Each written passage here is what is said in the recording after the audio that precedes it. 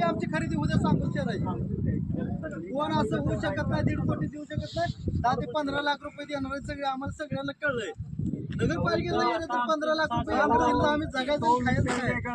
माझं काय म्हणणं आहे बाबा, तुमच्या गटात असं तेवढं बोला, आता दुसऱ्यांना करून द्यायचंय त्याच्यात काय करायचं, काय करताय कोणाचे त्याचं चित्र किती असतंय, काय पूर्ण गट मोजणार का ते एका पाय? त्या गटातले दुसरे सगळे समज आहे का? त्या गटातलं एक मोठा जरी जात असेल तरी तो पूर्ण गट घेतला जाणार आहे. मग त्या दुसऱ्या माणसांची समज नाही ना. हा ना दुसरे शेतकरी, दुसरे शेतकरी आहेत का इथं?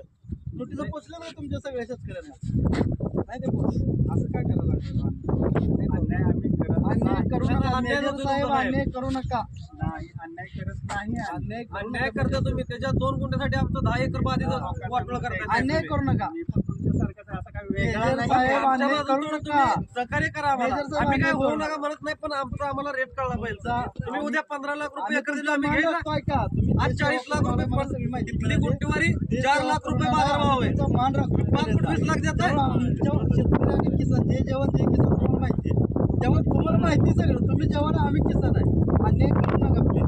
अन्याय करू नका. अन्याय करू नका. अन्याय करू नका. अन्याय करू नका.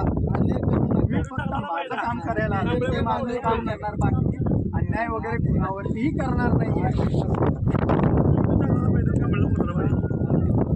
कांबळ्याला काय तुम्ही देणार आहे सगळी म्हणून होय? अहो तुम्ही बाजारभाव इथला 4 लाख रुपये गुंठा तुम्ही काय देणार आहे बाजारभाव? तुम्ही रेडी रेट 15 लाख रुपये हेक्टर आहे. हो मस्ती जावा घरात जावं काय करायचं? बोलाय का तोंड आहे की नाही तुम्हाला काय? बोला, लावू नका मला. तुम्हाला सगळे बोली झाले. हो भाऊसाहेब, मोजणी करायची.